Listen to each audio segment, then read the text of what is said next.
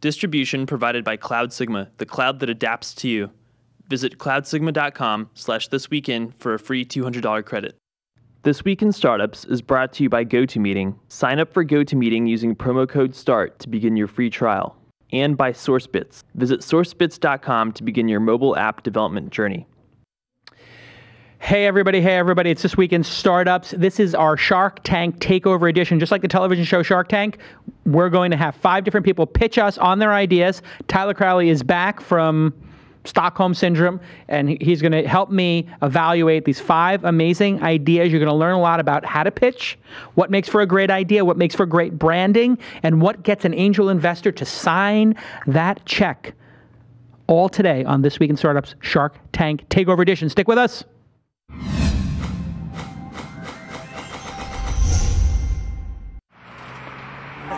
That's what it's all about, man. They said money is the root of all evil. What? Funny how it feeds my people. Yeah. We ain't gonna live like equals until we get the money, spend the money, and defeat you. Yeah. Money is the root of all evil. What? Funny how it feeds my people. Yeah. We ain't gonna live like equals until we get the money, spend the money, and defeat you. Hey everybody, thank you for tuning in to This Week in Startups. It's our Shark Tank Takeover edition. What is this? This is the episode where I pretend that I am one of the, Tyler and I pretend that we were cast on the Mark Burnett TV show Shark Tank, which, by the way... Not that almost happened. Not that almost happened, and they called me 3 times, and then... What happens? They didn't. Can you fix your microphone? What's going on with this microphone? Nothing's wrong with the microphone. I don't like. Is that Brandis? Is that microphone going to be okay the way he's doing it? It's lovely the way I'm doing it. Brandis, confirm, please. If he stays like that, yes. Okay, so just make sure you're talking right to the microphone. Believe me, I will talk into the microphone. I know you will. Hey, Tyler, welcome back. But anyway, this is a Shark Tank Takeover episode. Yes, I was invited to be on Shark Tank. No, we never got the deal done. But they just called. They were interested. I shouldn't say like they made an offer or anything like that, but they were pitching me on being on Shark Tank. What's amazing is Hollywood has been sniffing around for a startup-related show. I got the contract upstairs. I literally have I have to read the contract. I have a major reality television group that wants me to do a show that I would say would be sort of somewhere between Shark Tank and Gordon Ramsay Kitchen You Nightmares. have a humdinger of an idea. I do have a humdinger of an idea, and we'll see if it works. But I'm partnered with a. I'm literally going to get off this show. Go upstairs, read the contract, and sign the contract today. And not to give it away, but it basically takes over where Shark Tank leaves off. Not to give the idea away. Tyler, welcome back from Stockholm Syndrome. You've been traveling. For another 24 hours at least. Yeah, exactly. Listen, you're doing very well. Everybody knows that Tyler Crowley has been with me for 5-6 years, and he's become very famous because of the show, This Week in Startups. And now he's leveraging that fame to get huge contracts with different countries around the world to help them build ecosystems. Everybody wants to build their own Silicon Alley. They want to build their own Digital Coast, their own Boulder, their own Silicon Valley. And you are taking advantage of this by providing the service of how to do it to different countries. Basically. Cities. Yeah. And these cities need it. It's an easy thing. Of course. Everyone knows they need it right now. Yeah. Technology is where it's going. And if you're not at the front of that train, you're going to get left behind. And so if you want to hire Tyler to make your city competitive, or if you know somebody who works in city government, just email jason@calacanis.com, and I will evaluate it and take my VIG. Do I get paid any percentage of your earnings for life? You can come over to Stockholm. You should come over. They'll fly me over? Business? We'll see first? We'll see what we can do. 4-star hotel? Companion ticket? You have to talk to my agent. Oh, wait, you are my agent. That's right. I'm negotiating with myself here. Exactly. Hey, listen, we're going to do a live episode of This Week in Startups, and I'm not announcing it on my Twitter or my email because I don't want those tickets to go away. I want them for the true fans. We're going to do a fireside chat with Jeff Cavalier, and he is an amazing angel investment. Jeff's awesome. He's been in the game for a long time. So December 14th, if you happen to be in San Francisco, it's kind of expensive to go. It's a full $1. That's what it's worth. That's what my interviews are worth, $1. I'm going to make a full $75 doing this. Yep. Hey, listen, $75. That's about what you get paid, right? That's about a minute for your service. Anyway, listen, Jeff is great, and I'm just doing this as a way to say thank you to the community. And I've got the support of my friends at Rocket Space, and they're buying everybody drinks. And listen, Demont, I called them out live on the program twice now. This better be damn good food, because you know I'm a foodie, and it better be top shelf alcohol and beverages. Don't cheap out Rocket Space. Get me the good stuff. There better be a bottle of Macallan 18 there. Demont, A bottle of Macallan 18 is required for this event. I want everybody to have a nice scotch or whatever. Hey, listen, it's going to be fun. 4 to 5 p.m. is going to be appetizers and drinks. 5 to 6 p.m. you all shut up and sit down and listen to the interview. And then 6 p.m. everybody gets up, has a couple drinks, boom, and then there's post-networking till 7. And then after maybe there'll probably be an after party. Maybe we'll go get some Wagyu beef at 585. And that's all happening. If you want to go and be my guest for $1, TWiSTlive.eventbrite. TWiST, TWiST live.eventbrite. Eventbrite, great service for tickets there. Not that they're sponsoring. Eventbrite. Yeah. Okay, listen. After this show is over, not this show is over. At the end of the show, SourceBits is going to be on again to show the launch app where we're going to do live crowdfunding. How cool is that? It's a pretty innovative idea. That's innovative is just straight up groundbreaking. It's straight up groundbreaking. Thank you, Tyler. I mean, explain what the concept is, Tyler. Yeah, you don't got to be humble about it. That's like, this is the first time ever. It's the first time ever. It's a pretty clever idea. And you're being very humble about it, but it's like the idea of you've innovated multiple times during the TC50 launch conference platform. Yes. And there's been many innovations. First was not charging the startups. That was pretty innovative. And that's now sticking. Demo is, Eric Schoenfeld, ironically, from TechCrunch 50, or from TechCrunch, who's a great editor who Mike Arrington basically railroaded out of TechCrunch. From what I understand, and he's now running the demo conference. But now he's there, and he fought with us alongside us, Eric Schoenfeld, to stop those evil practices of charging $20,000 to be on stage. Yes, correct. I wonder if that means demo is going to stop doing that. If they break the model. That's a great question. If you're a startup, by the way, and you pay to be on stage, you're an idiot. You're just dumb. And they just don't do it, because what happens is if you take that bait.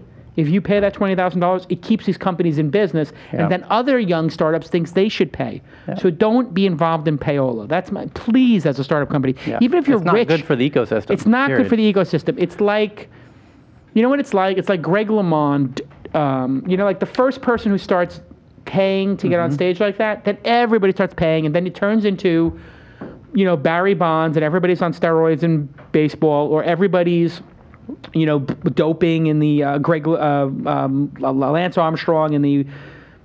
It's like a ballerina using steroids. Is what you're trying to say.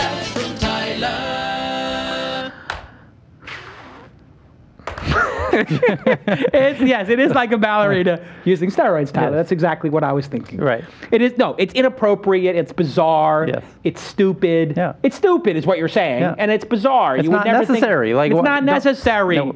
And it sets a bad precedence for So anyway, else. at the end of the program, we're going to show the crowdfunding, and just a sneak peek for those of you who are watching the video stream, like the wireframes that SourceBits are making are just incredible. You can see them here on my screen. Just we got off track. So we're going to show a ton of like innovative stuff about how crowdfunding is going to work live. This is unreal. Explain the concept. This has been the dream all along. It is. It has been. Well, the dream is to be the best platform for launching your company or idea. And each year we try to push that. Right. And what are the things? 1, not charging. 2, having a big audience. Yeah. 3, getting paid. Training the startups before they get on stage on how to make the most of it. On how to do I don't know that other conferences really do. Other than really. TED does that. Yeah, they were the first people to do it. We copied them from having rehearsals. So anyway, listen. At the end, we're going to show you this wireframes for live crowdfunding. You're going to be able to take your phone out. Last year, big innovation was making the commitments in advance to see how much. We had $2 or $3 million in funding, and this year will probably be $10 million. And by the way, other conferences are doing similar things now. Of course, people will do that. Yeah. And now Launch Again innovates on doing the mobile app to do real-time crowdsourcing from the audience, and maybe even people watching at home. Right? There's no reason they can't participate. People at home will be able to take out their phones or go to a website, thanks to SourceBits. There will be startups raising tens of thousands of dollars in real time on stage. Absolutely. And it may be a simulation, it may be real dollars. We'll see as we get closer. For the first time. For the first time. Mark that on your calendar, because that will be copied. Of course. Very regularly. Everything I do, Tyler, everything, my Come on. Everything I do. March 4th, 5th, and 6th. Anyway, you see that at the end of the program, you see the exclusive screenshots.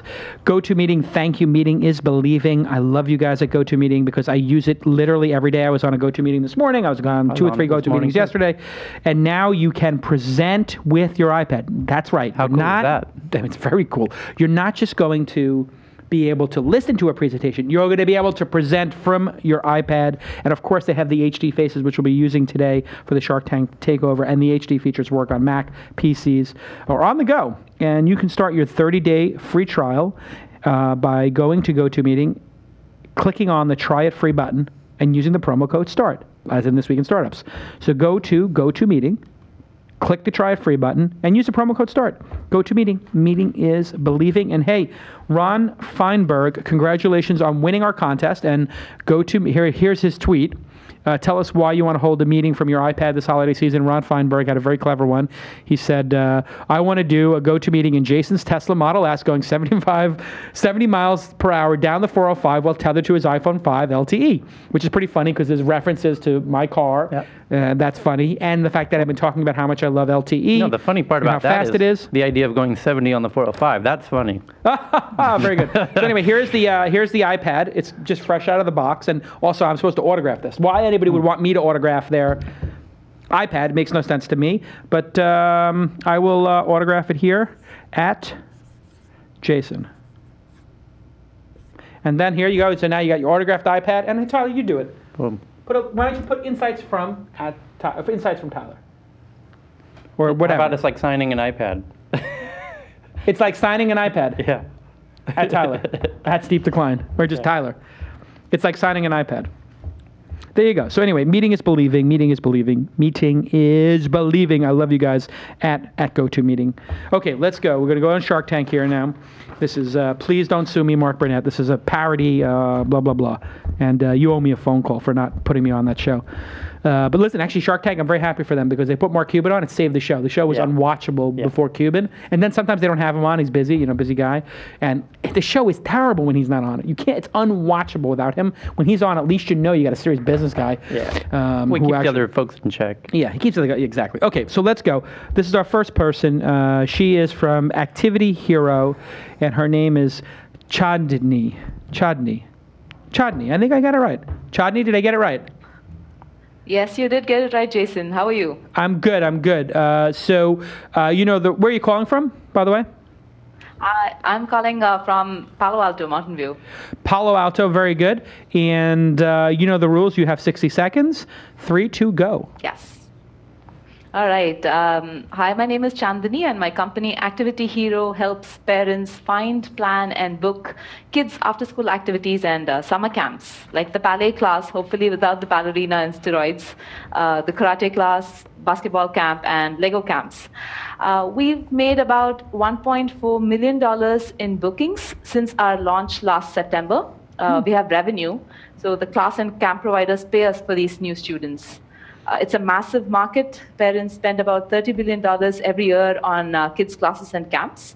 The company was started by my co-founders who are moms and also engineers. So they built this product to solve their own problems. We actually just won at the Women 2.0 Pitch Conference in New York a couple of weeks ago. So we're very excited about that.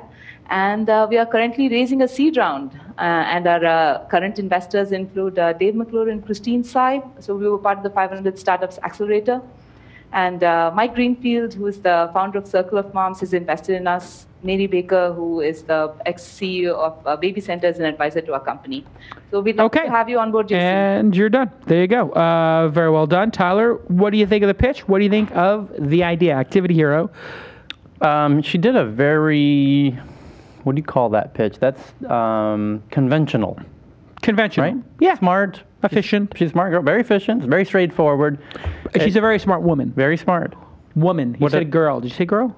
Did I? You might have started to say girl. I'm correcting everybody. Maybe I did. Some people just refer to women as girls, and I'm trying to correct people. I mean girl as the opposite of guy. I got a daughter now. I got a vested interest in this. Okay. Keep going. So you thought it was conventional pitch? Yes. Right down the middle, very clean and efficient in that. Okay. I wanted a little more emotion as part of it. Yep. Especially being that you have a kid who's obviously going to be, you're an ideal person to use this. Right. So why not tailorize it to you? Right? Correct. That would have been a higher level pitch. I agree. That would have been higher level. And then what about highlighting, you could have got into showcasing some of the cool features that you probably have and didn't touch on. Like, for example, Jason, Wouldn't it be awful if you sign up for this and you get screwed or whatever, and you could... What could go wrong? Right. Okay, so this is where... And we take care of that. We make it super simple. Right. And then what happens is you feel safe as you're watching this pitch. You're like, oh, whew, I know my kid's safe on this thing. So that is the relief of tension. Yes. Like you're presenting something scary. Correct. And, oh my God, this is going to... Yeah. So I agree with you, Tyler. I felt this pitch was... Vanilla. It was a vanilla pitch. very nice vanilla. I give it a 7.5. Yes. What do you give it? On a pitch basis? Yeah, it's a 7. It's a 7. Now, why is it only a 7? Some people might say, hey, that was a very clear pitch. It was a very clear pitch. Because it's hard to get excited about vanilla ice cream. I wasn't getting it. It's hard to get excited about vanilla ice cream. I agree. I wanted a cherry on top. That's right. I wanted some chocolate sauce, maybe some butterscotch. Yep. Hey, how about some mochi? Yeah. And I agree with you. And what are those things that could have been added? You could have added, Jason, you have a 3-year-old daughter. And how many times have you woken up on a Saturday looking for something to do that's physically awesome and interesting, and you have nowhere to go? Right. Or how many times did you, or with the signing up, like, how do you know if this is a really great summer camp or not? And wouldn't you like to read reviews only from people who have purchased and closed a transaction, right? So there are all these advanced techniques that you can use. This pitch didn't use an advanced technique, and it didn't. So it lacked an advanced technique, and it lacked also a great example. Like you did have the one number of $1.4 million in bookings, so that was good. That was good. And as you can see, I remember that exact number when you use an exact number. But what they should have said was, whoever the best, this Penny Lane Dance Academy, whoever you've made the most for. Who's made the most? Who runs that company? So Susan, who runs Penny Lane Dance Academy, was on the verge of going out of business. She had the best program ever, and we brought in 3 times as many students, and now her business is sustainable. Because this is a platform, and it's a platform, and you got to show both sides, the benefit to the parents and the benefit to the business. And there really let's talk about the idea here. What do you think of the idea? The idea is great. Directory. It's a fine platform. It's a novel platform. And what would you give that on a scale of 1 to 10 then? This is the stuff that people like Dave like to invest in, and I would call it's an 8 of an idea. I gave it an 8.5, so it's a great idea. In fact, I just invested in something called Red Tricycle, which is slightly different, not camps, but it's activities. So it's in the same kids' activities for this weekend. Site looks great, by the way. And this site, which one, Red Tricycle or ActivityHero? This one here, ActivityHero. Yeah, ActivityHero looks great. It's I could use a little bit of work. I think it's got a little bit of the Web 2.0 as opposed to Web 3.0 feel. I would like to see big, bold photos as opposed to little tiny photos. But I think that's a transition that's easily made. Chandara, Chadni, you've heard our feedback. Any thoughts? Yes. No, I think, when you go about pitching to different people, it's very interesting. It's kind of when after you finish the pitch, you figure out, okay, this would have been a better pitch for this person. Yeah.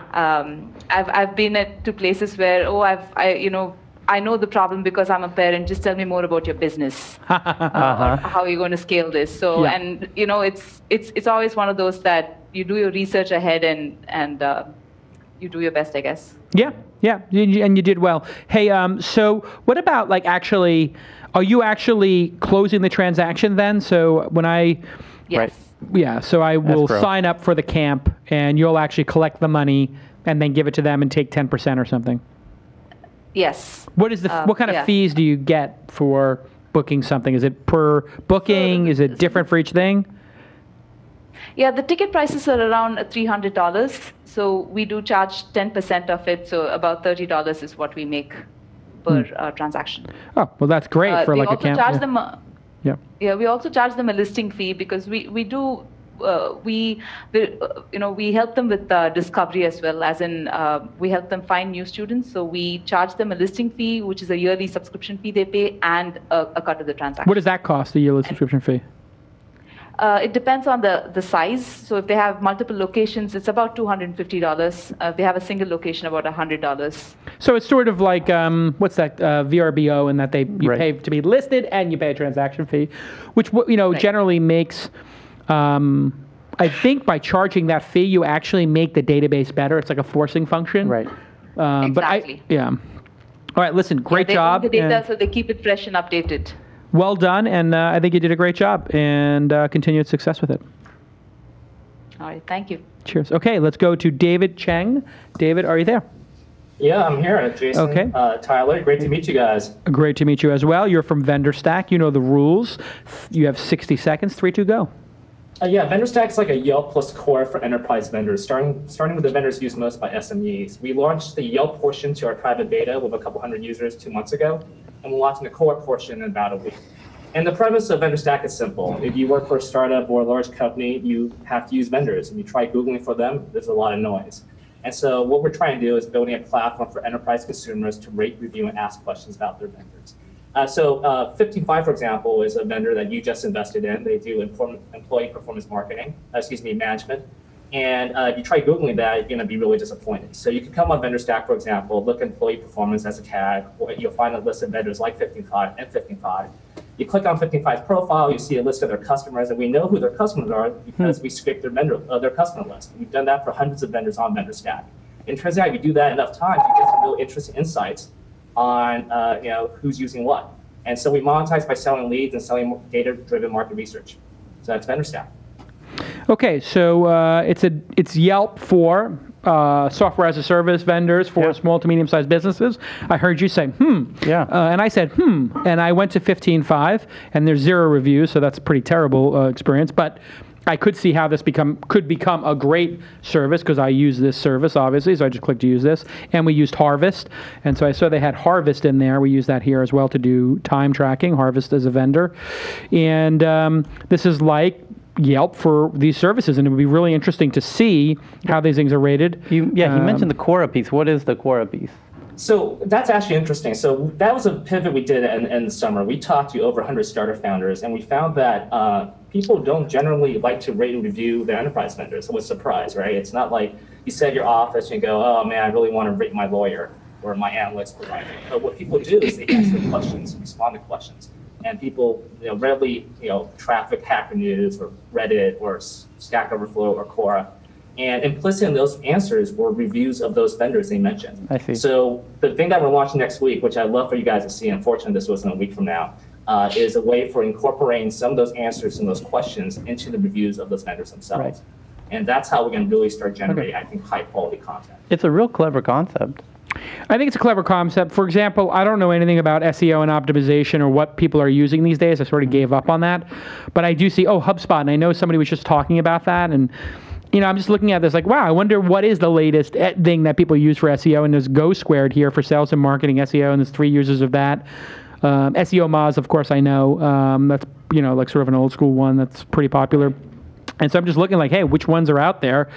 And what is this Go Squared one? So I think it's pretty cool for discovery of these things. And I could see this making money because I think people would pay for this either like Angie's List, or I know that these services have great bounty fees. So what do you think of the pitch? What do you think of the idea? Yeah, he didn't really get into the business side of it. Like you said, a lot of those apps will pay some decent, a nice bounty. Yeah. Beak wetner. Yeah. A beak wetner. Yes. I really like the idea of the pitch. Again, nothing special, no pizzazz, no sauce. It was a bad pitch. I gave it a 7. Yeah. What do you give it? 6.5. 6.5. It just lacked any passion or enthusiasm. Yeah. I just think it almost felt like David was tired or something. Just not a great pitch.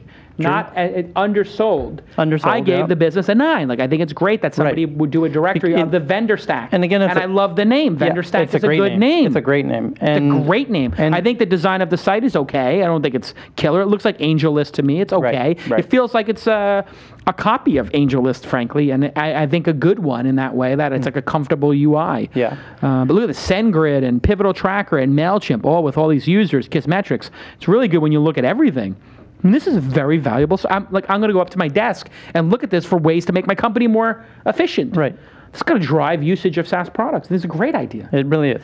But what do you give the idea? I really like the idea. So idea-wise, I'm at, depending on how, I'd love to talk about the business side of it. Well, let's ask him for the business side. What's the story with the business, David?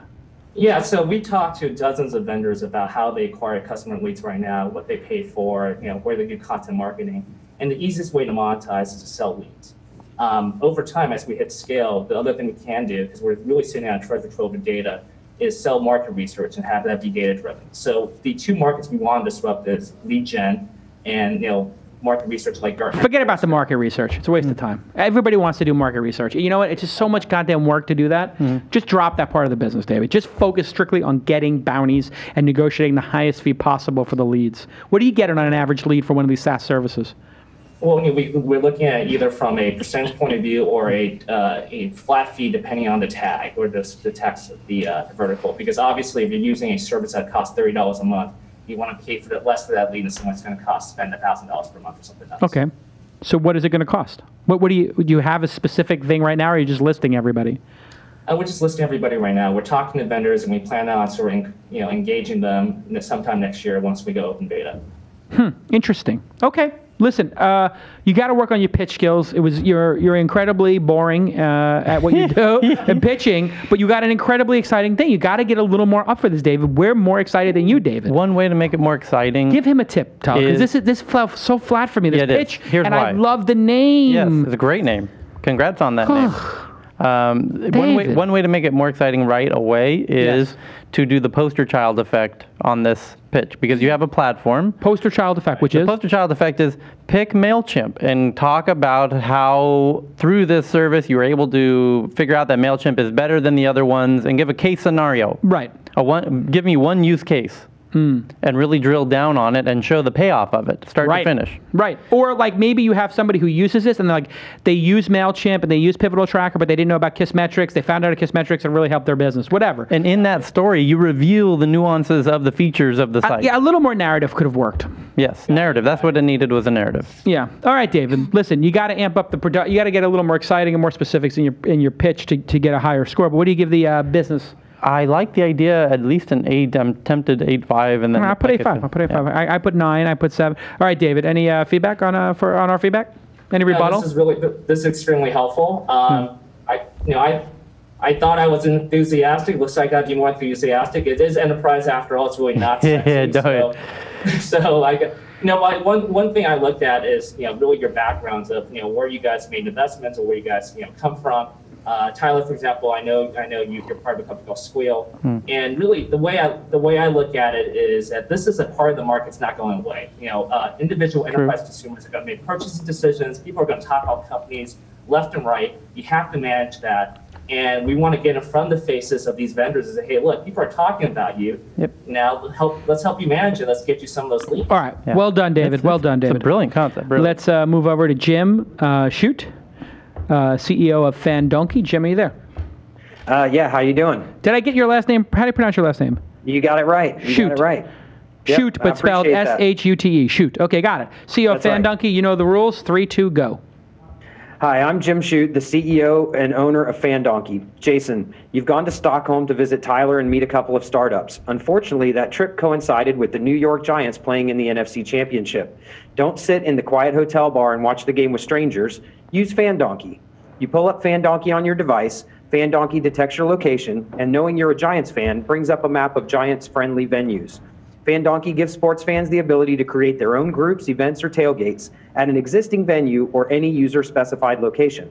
There are 4 revenue streams in the product pipeline: an ad-supported free version, an ad-free premium version for $199, in-app purchases, pay to use your team's logo as the map marker, for example, and a Groupon and Living Social local advertising model. The MVP is available for Android, iOS within the next 2 weeks, and the web version is in development. We're seeking angel investment or VC funding for $75K to take the app to the next level. It's FanDonkey. Sports. Fans. Unite. All right. Very good, Jim. Shoot. He shoots, he scores. So I'll go first. Listen, the pitch had energy, and you made it personal, so the pitch was very good. I give the pitch an 8.5. Yeah. You understand from the previous notes we gave that you got to make it personal or have a little passion in it. Yep. And yes, I go to see Tyler. Yep, great little narrative. And I'm a Giant fan, so I get the judges. On the product, listen, it's a very niche product, and I think it needs a lot more. But it could be what we call in the business a wedge strategy. What do I mean by wedge strategy? You solve one problem, and then you wedge yourself in, and then you build off of that. Is this, and I like the name FanDonkey. It's pretty funny. Yeah. And is this the most pressing issue? Like, is this the biggest problem in the world? No. But I have been in this issue where I want to go watch the Giant game at a bar, or I want to watch, the Knicks in the playoffs, which doesn't happen anymore, sadly. They don't seem to make the playoffs, but this year it's going to be different. And I want to go watch the Knick game, with a crowd of people. So I wind up going to like Hooters or just some general sports bar, and it's one of 25 games. I would like to know if there is a Knicks bar in LA. If there was a bar where people watch the Knicks and talk about the Knicks, I would actually go to it. Right. But how do I ever find that? I got to go on Yelp. I type in Knicks bar, and I know there's some Boston bars in LA, but I mean, I hate people from Boston. I hate the Celtics. I hate the Red Sox. Like, I want to avoid those bars. So I do think there is something to, this idea of where do people go to watch sports? Is this a Boston bar or a New York bar? And but that is a very niche thing. So I think it's a very small idea currently, but it could get bigger. So I'm going to give the idea a 7. I'm going to give the pitch an 8.5. I do think there's a lot of things you could build on this, and you need to start thinking about that, which is maybe it's better to actually aggregate the people and say, I'm going to create meetups. That's right. And make it more like a meetup than a Yelp. Then you have a business model. So you're driving people to say like, hey, Knicks fans, where do you want to watch the game? Giants fans, where do you want to watch the game? Let's pick a bar. Let's go there. And how many Knicks fans are going to go there? And make it meetup for sports. That's right. Where people then become the coordinator and like, I'm the guy who's going to set up and I'm going to invite my friends and we're all going to go watch either this soccer game or whatever. So I think that you're on the road. That's why I gave it such a low score on the idea. I think it's a 7 right now. But, listen, starting with a 7, that's a perfectly 6 or 7 ideas are fine places to start because two out of three successful startups wind up in a different business than when they started. Tyler, what'd you give it? Let's keep the train moving. Yeah, let's call it I'll give it a 7.5 on the idea, but just to be nice because he actually has done some of the hard part of the branding bit, which is kind of branding's great. Yeah, so that's why I'm giving him the 7.5. Yeah. You should make that noise when you load it. Awesome. Wait, hold on a second. Just do a sound recording of this. Hee-haw. Officially, I'm Jason Kalkanis, and I give permission for you to use this message. Hee-haw. You can go ahead and use that. Save yourself 50 cents on a sound file. You could actually get a donkey doing it, but you have me. You could have whenever the opposing team scores, you could have that go on. Go ahead, Tyler. What's the pitch? Pitch is great. The pitch was 8.5. Okay, great. Very good. Jim, any feedback on our feedback? Any rebuttal?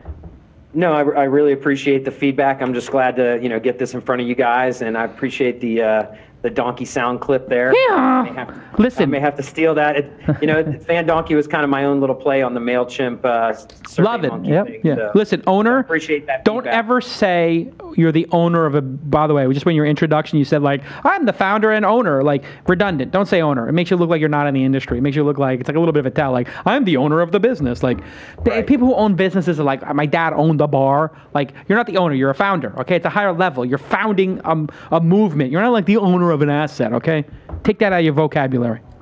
Got it. I appreciate the feedback. Thanks a lot, guys. Amelia, Dunn, or Dune, ask your users. Are you there? I'm here. Is it Amelia or Emily? Amelia. Amelia Earhart. There you go. Amelia Dunn. Is it right, Dunn? Yeah. Okay. Yeah, you got it. All right. Ask your users. You know the rules. You have 60 seconds. 3, 2, go. All right. AskYourUsers.com is a marketplace that makes it easy, affordable, and fast for businesses to connect with targeted LinkedIn professionals for 15-minute online consulting jobs. Now, Jason, you just told David in his pitch that he shouldn't conduct market research because it was too hard and too time-consuming. Correct. That's because, believe it or not, before we launched, there was no efficient way to reach targeted professionals for quick answers in market research and for expertise requests. So on our site, a business can go to our site and simply write out a couple of questions, write the requirements that they need for professionals, pay per engagement, and we do all the recruiting and vetting and deliver fast responses by written feedback or screencast. Anyone with a LinkedIn account can sign up on our site, set their hourly rate, and get paid to complete jobs in their spare time. Entrepreneurs, investors, marketing teams, and decision makers on every level are already using our site and saving time, saving money, and reducing the risks in their business. All right. You did good. I'm signing up right now, Tyler. What do you think of the pitch? What do you think of the idea? I'm signing up while you do that. Just real quick disclosure. I'm a good friend and loosely connected to Clarity FM, which has similarities. Oh, Clarity does, yeah. Yep. And they just raised, what was it today? 1.6. Oh, did they really? Yeah. Oh, so this is related to Clarity? It's like expert exchange. But they're immediately tapping into LinkedIn and kind of keeping it web. They're not. It's different. You're an advisor to this other company? Is that what you're saying? No, not advisor. I'm just listed, friendly. I'm listed as one of the experts and oh, I see. And did advise early on, but not we didn't make it official.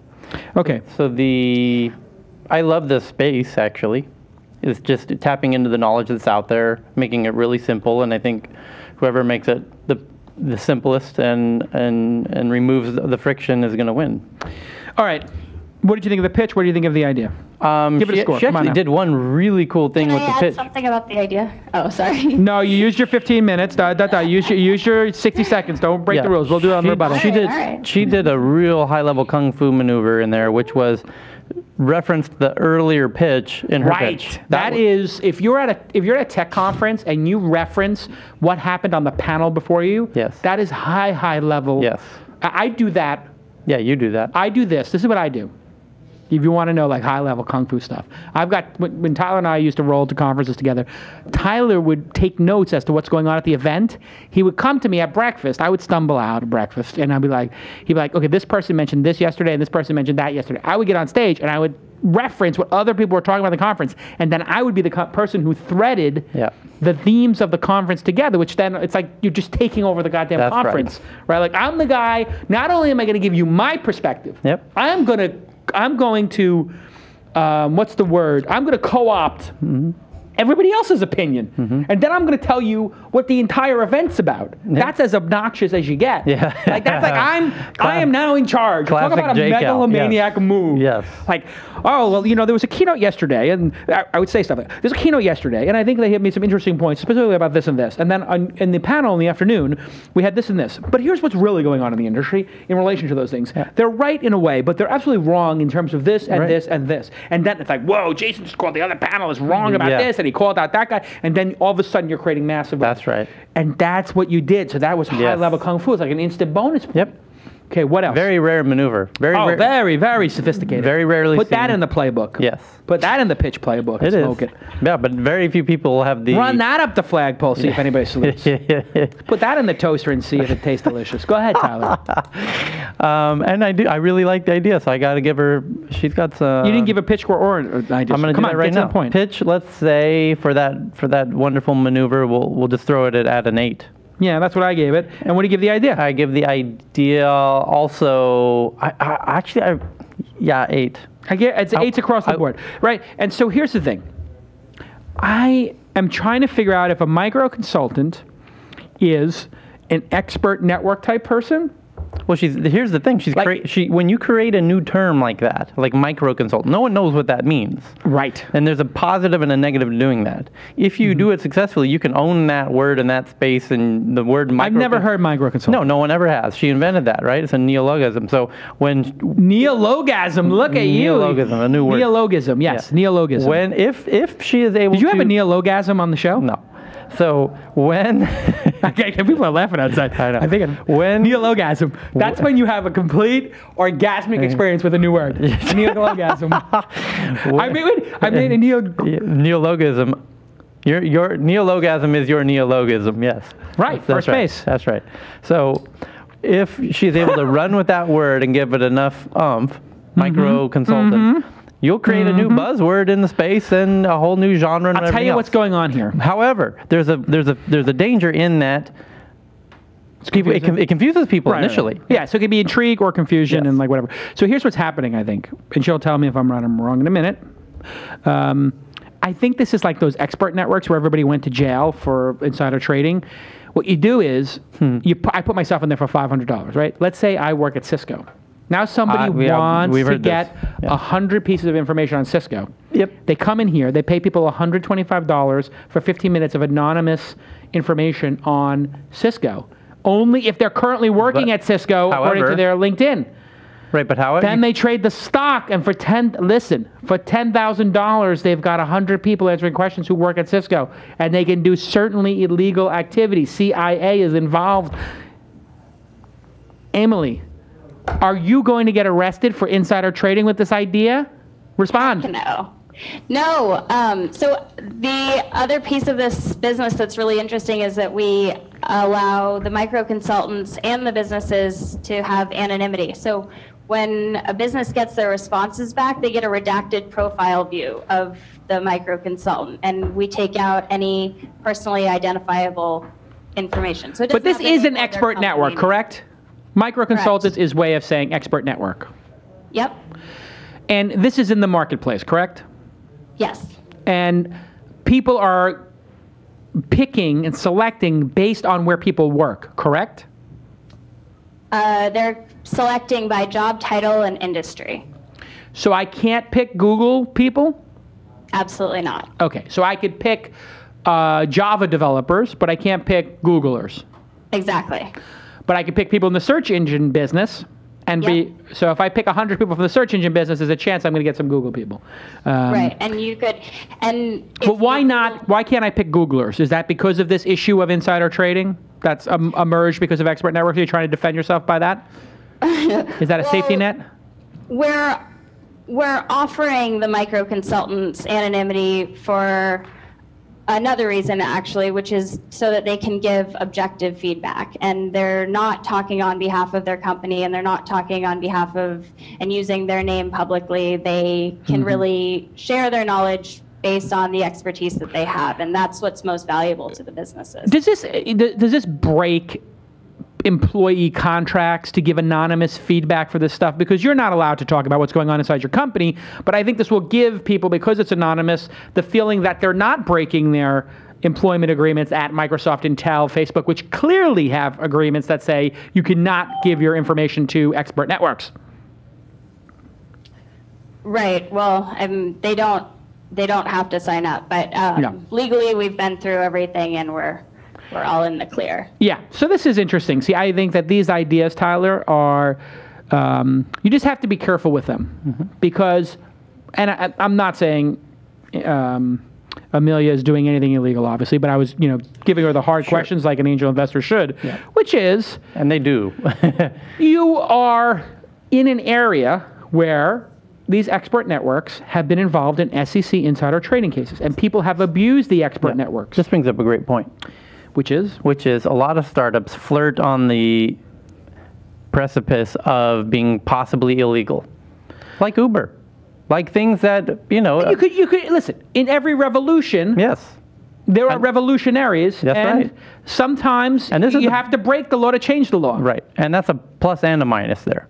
And sometimes you have to push the law in order to change the law. This is what I'm saying. There was a time when it was illegal to sit on a certain part of the bus or drink from a certain water fountain or to vote, and people sometimes have to push the envelope. I'm not saying that startups are doing this, but certainly in Uber's case, they're cracking some 100-year-old laws. Correct. I don't speak for the company, although I am an angel investor, but just from what I've read, some of the laws don't apply to this new technology, and so depending on how you interpret the law, there could be things that feel to certain people like they're pushing the envelope. But once in a while, you come across startups that are trying to push that boundary, and Sean Parker's notorious for this. Correct. Right? He's not interested unless it is pushing a boundary somewhere. Yes. God bless him. And there's those types of ideas. If you position it right, the investors go crazy for it.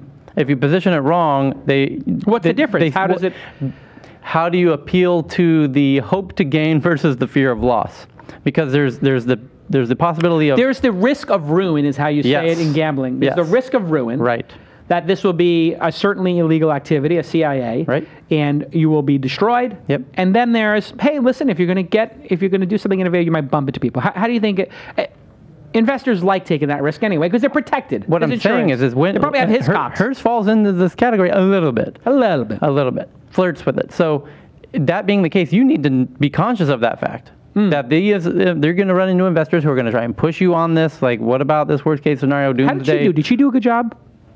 She said, legally in the clear. We went, not exactly. And they don't have to sign up for the service. You want to have your... I think those are two good answers. They weren't bad answers. They weren't bad answers. But you can't leave any doubt in the mind of the person you're talking to. Well, this could be subpoenaed. They could get subpoenaed. If Google thinks that their secrets are being released by these micro consultants. Right. But there's also insurance for this kind of thing, yeah? You can get Hiscox. Yeah, that's what I was Use just the about to promo say. code This Week in Startups. Right. I don't even know what a promo code is, but listen, you go to Hiscox, they'll probably cover you. Yes. All right, listen, you gave it eights across the board. Yes, I did. Amelia, well done. Any rebuttal to our rebuttals and our debate about the stuff?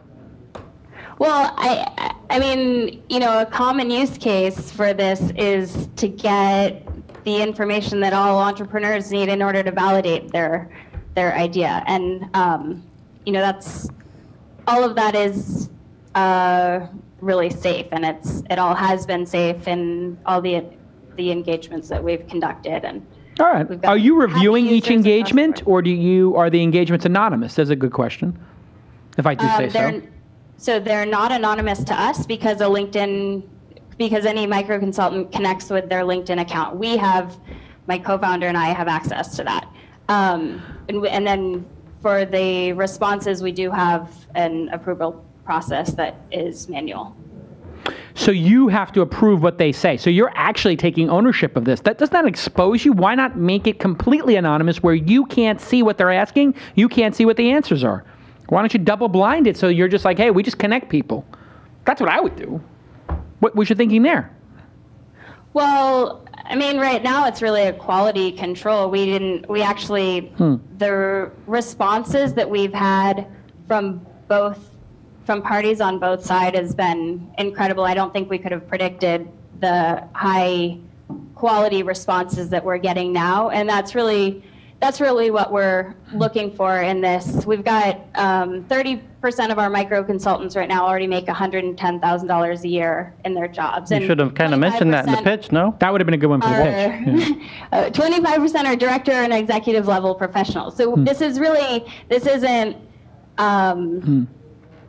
the quality is meaningful here. It's meaningful to the businesses, and there's a natural instinct for the professionals to give great feedback and share their knowledge. All right, well done. Let's hear it for Amelia. Done. Very good. Well done. Okay, next up, Brandon Spikes, CEO of Spikes Inc. And he owns Spikes.com? Whoa. Yeah, that's right. Whoa. Ask your users, by the way, is a great name.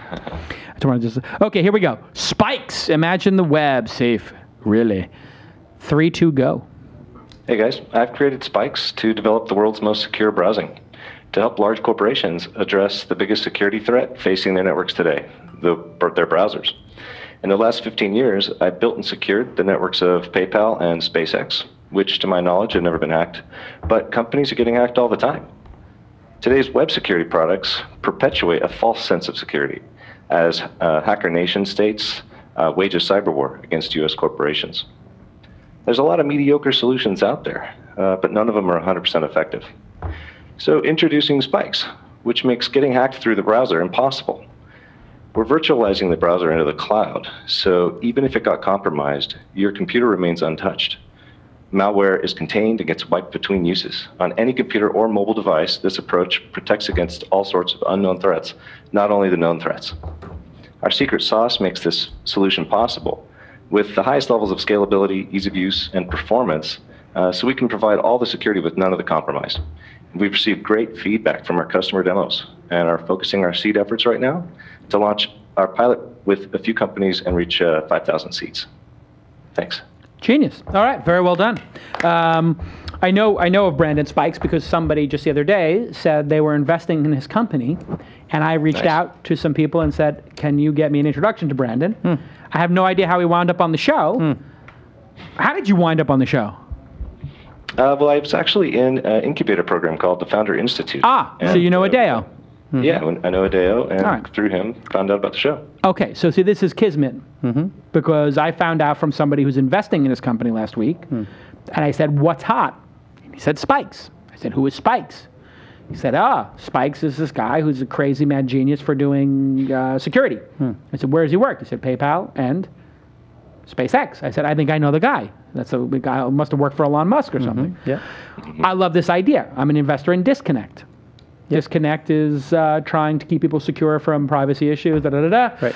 And this is a very, very similar concept, idea, genre, and I think it's going to get more and more important, which is people in your company should not have browsers. They should be going through a virtual browser that's contained in a window that is another instance, so that it doesn't take over your desktop and take your documents, right? This is a great idea.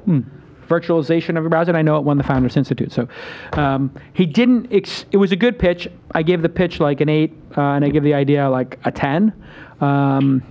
It's literally like a groundbreaking idea, I think. I don't know the particulars. The pitch lacked the particulars, perhaps for, competitive reasons. He didn't want to get into it too much. The pitch actually was probably a 7.5. I would give it. I'm going to downgrade it because I'm going to downgrade it because it didn't have like an example of malware. Right. And, like you could have had the scary example in there. Drove the fear point a little more. Right, but it did explain basically through virtualization. You're basically going to open a virtual instance on your desktop. I'm sort of filling in the blanks here, but you open your browser through a virtualized window. It's like it's an instance like an EC2 instance or something. And then if anything happens, that every time you fire up your browser, you're firing up an instance in a cloud. They can't hack into your desktop and then slave your desktop, which is what the typical way people get into desktops. Right. It's pretty brilliant. It is. And this idea is somewhere either between a 9 or a 10, but it's going to be a binary one. Either it's going to be brilliant, or it's going to be 0. Like either people are going to care or they're not. What do you think, Tyler? Pitch-wise, it had a scent of an infomercial to it in terms of delivery. What do you mean by that? Like, oh wow, gee whiz? Not in that sense, but just he was disconnected from the listener. And it felt like a little bit script reading kind of a vibe to it. So I would be conscious of that. Right. It needs to be a little more personal. Yes. He was reading from a script. Yeah. Idea-wise? But he had a nice pace to it and everything else, but it just felt detached. So idea-wise, it's like you said, it is very binary. This will either become very useful, and the fact that PayPal and SpaceX and we don't know that PayPal or SpaceX used the solution, but we do know that he worked at those places. Right. I would have got into like a use case of use case. I want to feel the pain and see the fear. Worst case scenario. Paint the score. Paint the worst case scenario for me, and then show me how you solve it. So the score on the pitch I said was call it a 7. Okay. And the idea I will say is 9. 9. Yeah. A 9. Yes. Not a 8. I'm so used to doing this now because I'm trying to teach my daughter phonetics. Oh, wow. So everything we say, we say like we have a stutter. We're like, monkey. Yeah. And then I say, give me an M word. Mouse. We just go back and forth with, saying this. All right, listen. Brandon, what do you, rebuttal to our feedback, Mr. Spikes? You guys nailed it. You have the idea down. I'm glad that came across. I would say that finding a great example is tough to do. Companies are often criticized for being overly secretive about when or how they got hacked. But my experience shows it's coming all through the web. But if you take a look at the recent hacks that are out there, there's quite a few. Adobe and GoDaddy are a couple of the big ones recently. But I'd be willing to bet, man, that our solution would have prevented that. I think what you got to do is you got to find out CIA, FBI being hacked, some big organizations, and which ones have been hacked by the web browser. If you include that, you just say, what are these organizations, Brandon, this is how you do the high-level kung fu pitch. What are the organizations CIA, Martha Stewart, Dow Jones, Nike, and, whatever, and Google have in common? They've all been hacked in the last year. Great point. That's a good one. What do those same companies have in common? How they were hacked. They were hacked because their computers were slaved. And what else do they have in common? Their computers were slaved through their browser. They loaded malware. This is how it's done. Loading software over the internet, the fact that browsers allow the loading of software is an incredible innovation that lets you load all kinds of interesting stuff, all kinds of interesting toolbars. However, toolbars and an open platform like Safari, Chrome, or IE, plus as the power and the customability of browsers increases, so do the vulnerabilities. Your employees are spending, the average employee spends 3.5 hours a day in their browser, and that means they're exposing your network 40% of the time they're at work by using that browser. The browser should be in the cloud and monitored through a simulator, whatever. And I'm sure there's a gem of a stat in there somewhere around the percentage of browsers that have some form of virus. What I love about this too is then everything an employee does in a browser is recorded. Right. But So the browser is like their outlet to the world. What that means is people are not going to be effing around in their browser anymore. It's like, by the way, your browser is in the cloud. The whole thing could be recorded. Is the whole thing recorded as well? Is that an option, Brandon? It's not on the roadmap right now, Jason, but that's a neat idea. I do also want to offer a lot of privacy with this, and so that may go to odds with the privacy. What privacy do you get when you're at work? You don't have any privacy in your browser at work, Brandon. Well, think of it in terms of corporate privacy. Like if you protect the tracking data from being shared, then those marketers may not have insider knowledge of your company's thoughts and doings because of the search activity of its employees. See, that's critical because right now a lot of people will say like, oh my God, SpaceX was on the NASA site for this many minutes, like NASA or SpaceX or Northrop Grumman. They might be looking at their log file, seeing how long people from those companies were on their site, and now this just totally anonymizes it, which is genius. What I'm talking about is, somebody's screwing around at work, and you just say like, hey, let's just click a button and record everything they do in their browser and just make it a movie file, and then the CEO can go and like play the movie anytime they want. Like that, I know that sounds crazy and it sounds like, whatever, but there are instances where people do really dumb things at work. Like I've had people who've worked for me who've done incredibly stupid things in their browser. And if that fear is out there, or that, not fear, but if people, and the fear should be out there in employees, the understanding that the covenant is you're not going to do anything stupid at work, and your browser at work, although you're allowed to, tweet at work or hit your Facebook once in a while or maybe shop at Amazon, you should understand that your employer has the right to know what's going on their computers at work. And I think this like blurring of the lines, there needs to be a new equilibrium that's reached, which is, employers are like asking people to tweet and Facebook stuff and be socially active. So they have to then let people, play on their social networks a little bit. But employees have to realize like it's well within the employer's rights to know how long somebody is on Facebook a day. And if your job is not to be on Facebook all day, you're not the social media consultant, and you're on Facebook all day, guess what? You're going to get fired. And you should get fired. And you need to like be aware of this. And I think what they need to do is provide feedback back to the employees. You spent 18 hours this month on Facebook. And they should tell the employee, like, by the way, like, this would be great if the software did this. If somebody spends X amount of time on news sites and Facebook, it should just report back to them.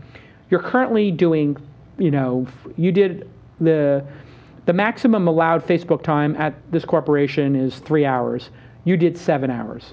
You may want to just, think about how much time you're spending on Facebook. Like almost like self-monitoring, like you can measure it, you can manage it. Like that would be a great thing I would love to know how much time I'm spending on each site, right? Like just so I have like an idea of how, like almost optimizing myself.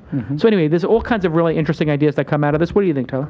That's a whole different thing, and is reminding me of WebSpy, Jack's. Oh yeah, Jack's WebSpy. Yeah, WebSpy did that too. Yeah. Which I understand he's involved in again. And good. Everything. Anyway. All right. Well, anyway, we did the scores. Great job, Brandon. I want to catch up with you offline and see a demo of this. Okay. Sounds good. All right. Hey, Karen, set up a call for me and Brandon because I think I want to invest in this company. If he has me, I don't know. Maybe he doesn't want me to be involved. Who knows? What do you think, Brandon? You gonna maybe show me a demo? Maybe I invest. I think it sounds like a great idea. I'd be happy to show you the demo. All right. Good. We'll set that up. All right. So we're going through this, Tyler. I want you to pick your number 1 and number 2, and then I'll pick my number 1 and my number 2. Okay. And you guess my number 1 and number 2. Play the music. Do, Tyler Crowley. He's gonna make a decision. Help me out with the music, Brandis. I can't hold. ActivityHero was interesting. Moms select activities that are the right fit for her kids. That's very interesting. That's why I invested in Red Tricycle. I think that space is going to be a big winner. Then there's VendorStack, which was like Yelp for SaaS services. Yeah, I liked it too. Keep going. FanDonkey, that's got a wedge strategy. I did a rhyme in my little song. Ask your users. Can get you insider trading tips. Don't wind up in jail where you'll be Oh, that's inappropriate for the show. Let's keep moving on to Brandon Spikes, founder of Spikes Inc. Okay, I've got my number 1 and I've got my number 2. Yes, I do. What about you, Tyler? You have yours? Yeah. I think this is going to be one of those instances where we both pick the same number 1 and number 2. So yes, or close to it. yeah. All right. So I picked as my. You have yours written on a piece of paper? I do. Okay. I picked. I believe you're going to have the same pick as me, so I picked that your number 2 is VendorStack. It is. And then I picked your number 1 is Spikes. It is. And you picked, for me. I didn't try and guess what you would do, but I'm guessing. But those are mine. That's my number 1 is Spikes. My number 2 is VendorStack. And you picked the same 2. Obviously, right? your number 1 is Spikes. You just have to do a call with the guy afterwards. Well, I mean, I also really like Ask Your Users, and I also really like VendorStack. Here was the thing. VendorStack I would invest in. Picking number. This was the hardest pick of number 2 of the show we may have. I could have given 2 to any of those. Any of those are in the number 2 position. Yes. I think Spikes has just got this like, oh my God, this is going to become more and more important, and like there's going to be just a massive revenue for it and everything. But anyway, listen, thanks to everybody for pitching. Congratulations to Brandon Spikes and founder of Spikes.com, and to David Chang, incredibly boring presenter with an incredibly great idea, VendorStack. Well done. And hey, listen, Kieran, you out there? Or is there somebody out there? Baroness? Take a memo. I want to give everybody here a free table to launch. All 5. How about that? That a nice thing to do? Tables for everybody. Tables for everybody. All 5 people get a table on Jason. Okay? You got it, Brandis? Christmas came around. Yeah. That's it. Everybody gets a free table. All right, let's move on, and thank you, everybody.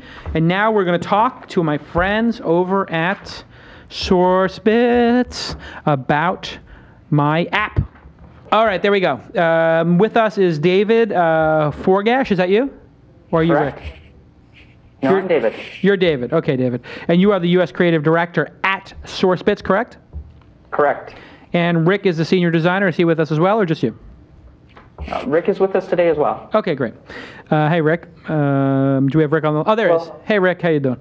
All right, so we've been making great progress on the app, and let's talk about design-led engineering, and what is that? Why does it matter?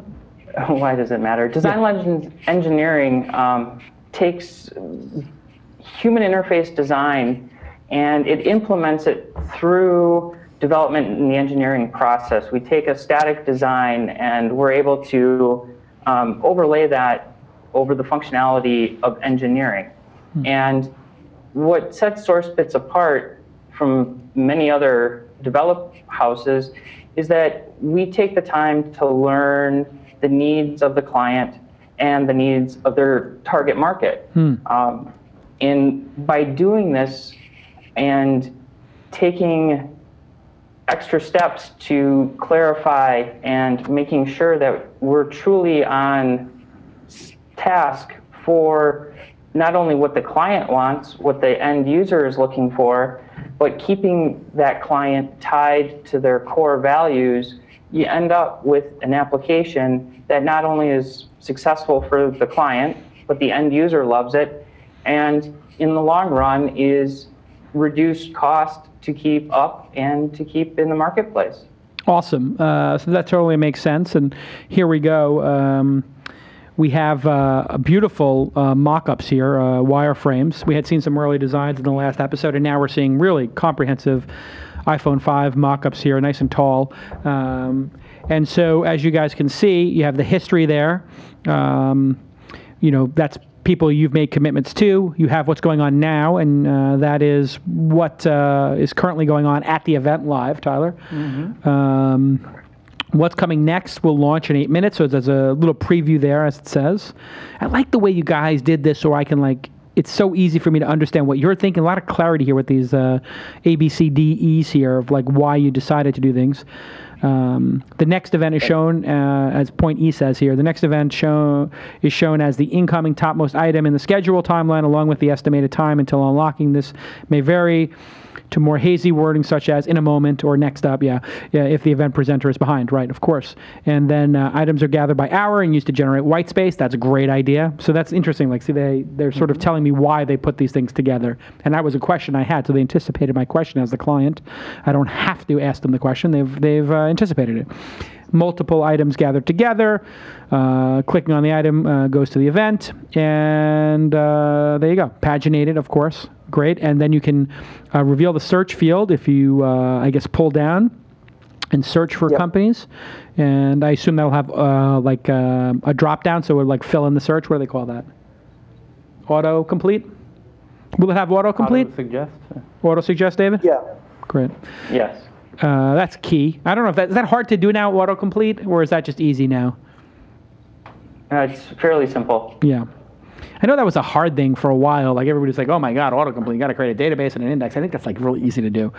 There you go. And here we go. This is what I like. This is the company like page. And look at this, You get the product name, how much they're raising, or how much E is, how much has been committed.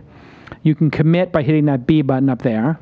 And you can slide through number F, which is the product images and stuff like that. Then G, you have pagination, right? That's a classic iTunes store. H, who's presenting. Well, that's interesting. And the product name and all this stuff that you can scroll down to. So that's the product. That's the company's product, right? Yeah. And if I click on E, you're going to go to the valuation details. Now, how does somebody know that you can click on letter E there, the 1.2 million? Now, is there some indication we can give people that there's more data behind that? Well, there's a variety of reasons that of treatments that we can give to elements like this. We can throughout we have to set the tone and give expectations of what's going to be interactable for the user. So for the evaluation, well, not the evaluation, the commitments total. We can make that feel like a button. We can give it a more playful tone, like there could be a stack of money that you've got the total on top of. There's a few different ways we could do that, but I think it's going to be pretty natural that they're going to have this total there, and they're going to want to find out more about this. They want to drill down, essentially. Do people shake things still, like move them a little bit when you first load a screen? Do you agree with that design convention, Rick? You have to be kind of careful with transitions. Transitions are very much flashbang when you start using an app, and you have to be very careful there that you don't just bore the user, essentially. If it's something that's going to be played over and over again, it's going to lose its value. The user's going to be, I just want to go to where I want to go. Yeah. So you have to be very careful there, I feel. So you could use them sparingly, or maybe use them for the first time or the first 3 times or whatever. Or you can use it until somebody clicks on it. But I sort of see that 1.2 million there, just doing like this, Tyler. Just a little shake, like almost like a salt shaker for a second, just like that, like just a little tingle, just in case I didn't know that you could click it. But that's something I think these guys will get to. But wow, this is starting to look good. And if you click into the commit screen, it says, I wish to make a commitment for $30,000 for, Squeal with a total valuation of 1.5. What does this mean? D will take people to like the FAQ, I guess, or something, an explanation of that. And then here, you pick the commitment and the valuation. I like that, which is 2 different scrollers, sort of like picking, I want a 1-bedroom with this many square feet or something when you're on a real estate app or something, it reminds me of. But that's really efficient. Wow, this whole thing feels super efficient. Well done. And yeah, this looks great. Wow. Good job, guys. Anything you guys want to point out or that we need to discuss or you have questions about for me? I think just to kind of forewarn that this is just like a glimpse into the kind of wireframing, that the process that we go through. Yeah. This is just a brief overview of the main screens and how we expect to lay some core functionality out. So yeah. Later on we usually support things like hot linking the screens. Right in the comments, so that the developers and the client can quickly jump between and see how screens are going to interact together. Because the reason for the comments to be so kind of verbose is that whilst we hope to lead you through the wireframes, a lot of the time the client goes away and wants to digest them on their own, or talk together, and we don't want them to have to think back. Oh, what did these guys say about this and that? We want everything to be explained out, especially for developers as well, so they can start expecting what sort of level of complexity from certain elements. What I like about this narrative that I call it like sort of a narrative you're putting alongside the wireframes, which I haven't seen somebody, I've seen somebody like point arrows on it, but I haven't seen this level of narrative, Tyler. What I really like about the narrative there is I feel like it's a forcing function for SourceBits, as the consultant here, to clarify their thinking, and then it's a forcing function for me to understand why they're doing stuff and then challenge it if I need to as the, client. It's a real great way for, like he's saying, maybe not on the phone call, but when we're in a meeting and somebody says, why are we doing this? Like to have it right there, super clear. It gives me a lot of confidence that SourceBits going to make this correctly because I know they're thinking about each of the elements. And I think you take that for granted a lot when you're working with a design firm or with a development firm or a design-led engineering firm like SourceBits, is you really want to understand their thinking, but nobody takes the time to manifest that in a sentence or two. And I really like it, and sometimes they manifest it in like a PowerPoint, which is just like, it's too much. This feels like just the right amount, 1 or 2 sentences per item. And sometimes it's just a phrase, right? But sometimes it needs a little bit, right? The schedule timeline lists all events and is not paginated. The current commitment total is displayed on the right. If the user has committed, the treatment may vary slightly to indicate such visually. That is a great point. Like I want to be able to scroll through it and see like just a couple of coins if I've committed, right? Like that's a great point. It's a great debate point because he's saying here, it may vary slightly. They're not presuming to tell me that they want to do that. They're saying it may, which means it leads to a discussion, like at this very moment. I think that's a good idea. I think you should put coins there or something if the person's committed. Right. Like you say, a lot of design is back and forth. We need to understand what you want and, offer our opinion and experience, but design isn't exact science. And, if it was, I'd be out of a job. So it's good that we have that flexibility there. What do we think about putting the avatars, like the Twitter avatars of the top, or the top most followed or the biggest commitments underneath the company name? So like if we're looking at this snapshot here, it could have like 5 or 6, like just little, avatars that you might recognize. My avatar, somebody else's avatar. It would make a little more clutter, obviously, but it might be interesting. What do you guys think of that idea? Sort of almost like a something akin to, the little avatars below somebody's tweet that they've retweeted this. Yeah, like exactly like a retweet, right? Like that. This person, these are the people who've committed, right? Or just an indication of how many. So if it had 5 of the people who've retweeted and then said 16 more, I could scroll through here and I would get a little preview that, hey, this one's got 75 people, including Kevin Rose. I better drill down that Kevin Rose is invested in this, right? In the simulation. Sure. So this is great. What do you think, Tyler? It's nice. All right, guys, really well done. I think this is going to be tremendously successful. And so this is all going to be done HTML5, correct? Yes. Yeah. And timeline-wise, we've got 90 some odd days. No problem in getting this done in time, right? Correct. Feels like we're on a good thing. Any questions for me or anything else we need to discuss? No, I don't have anything. Do you, Rick? I'm all thumbs up. All right, listen, guys, this is brilliant. This is a great update, and I am thrilled with the progress. I cannot wait to have people actually using this, and just a lot of excitement around this concept, and it's going to be a lot of fun. And people are obviously going to be logging in with Twitter or Facebook or something, so we're going to actually know who these people are. They're going to be able to retweet like their commitments and stuff like that. I just committed or whatever. So it should create a lot of excitement. Whether this idea works or not or becomes a sustainable part of the ecosystem that people will do live crowdfunding, I don't know. I don't know the answer to that, but it's great having a partner like SourceBits to explore it.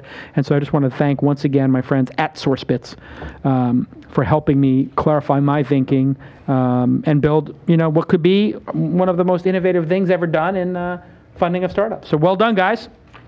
Thank you, Jason. Thank you, David. Thank you, Rick. All right. Listen, this has been a great episode once again. It's great to have you back, Tyler.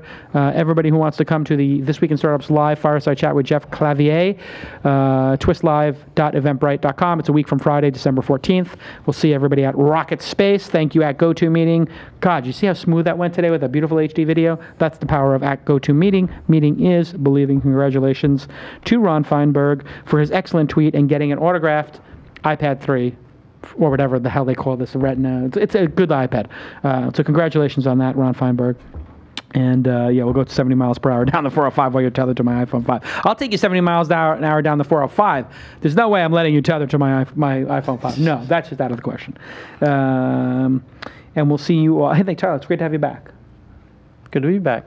We'll see you all. Hey, Karen, good job getting all this set up. We'll see you all next time on This Week in Startups.